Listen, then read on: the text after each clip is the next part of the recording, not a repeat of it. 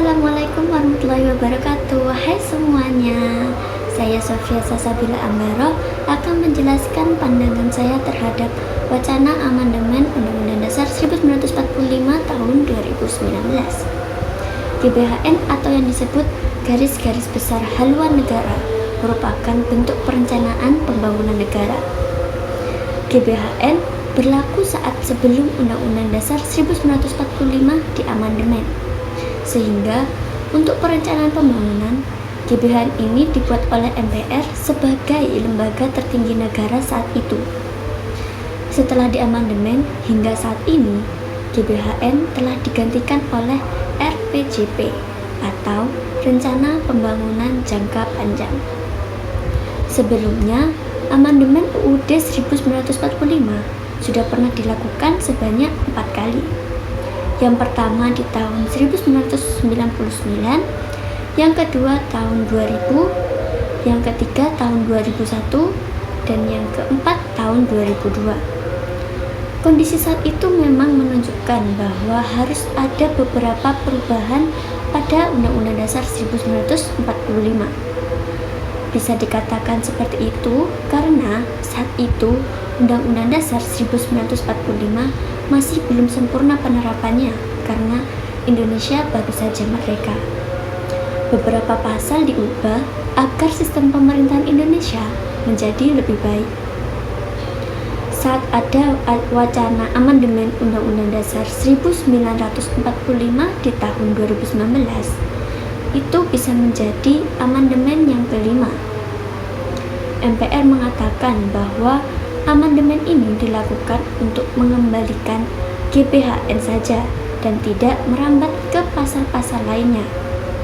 Tentu saja ada pihak yang setuju dan ada yang kurang setuju tentang adanya amandemen ini. Amandemen yang diusulkan ini menginginkan untuk pemberlakuan kembali GBHN yang kewenangan penetapannya berada di tangan MPR.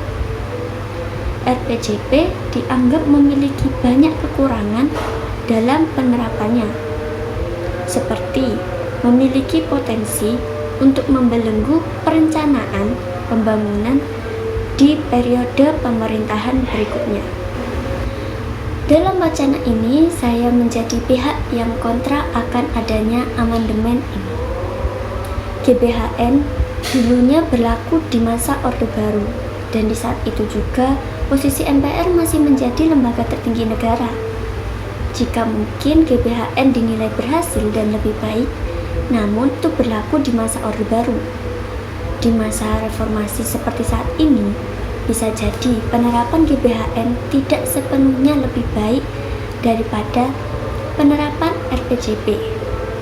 Karena zaman sudah berubah dan terdapat banyak sekali perkembangan. Selain itu, saat ini Presiden tidak bertanggung jawab kepada MPR, serta keduanya hanya saling mengawasi dan tidak bisa saling menjatuhkan ataupun memberi hukuman jika tidak melakukan tugasnya. Sehingga jika memang GBHN kembali berlaku, maka saat Presiden tidak melakukan apa yang sudah tertulis dalam GBHN ini, MPR tidak bisa menghukumnya. Saya berpandangan bahwa Undang-Undang Dasar 1945 menjadi landasan hukum yang sangat sakral. Untuk merubah Undang-Undang Dasar 1945 ini harus dipersiapkan dengan matang. Lihat urgensi untuk perubahan yang diusulkan dan lihat apakah ada hal lain yang memiliki urgensi lebih tinggi untuk dibahas dalam wacana amandemen.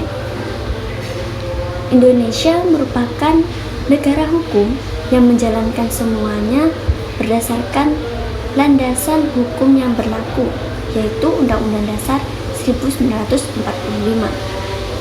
Jika ada perubahan dalam Undang-Undang Dasar 1945, bisa saja malah membuat tata negara Indonesia menjadi berantakan. Jika terjadi perubahan adaptasi negara, pasti membutuhkan proses bertahap yang cukup lama. Selain itu, saat ini pemegang kekuasaan bisa saja memanfaatkan kekuasaannya demi kepentingan pribadi atau kepentingan kelompoknya, yaitu partai. Karena setiap perwakilan rakyat diusung oleh sebuah partai yang secara tidak langsung berarti semakin besar jumlah perwakilan rakyat dari partai tersebut memungkinkan dia memiliki kekuasaan lebih besar dalam suatu pemerintahan. Wacana amandemen yang awalnya hanya untuk masalah GBHN bisa saja malah merambat ke pasal-pasal lainnya. Sekalipun pintu perubahan konstitusi dibuka, maka pemegang kekuasaan bisa saja berbuat seenaknya untuk merubah undang-undang yang mungkin dianggap bisa menguntungkan dirinya atau menguntungkan kelompoknya tadi yang disebut partai. Sehingga untuk wacana amandemen Undang-Undang Dasar 1945 dalam hal pengembalian penerapan GBHN ini yang kewenangannya di tangan MPR, saya kurang setuju. Itu pandangan dari saya. Sekian, wassalamualaikum warahmatullahi wabarakatuh.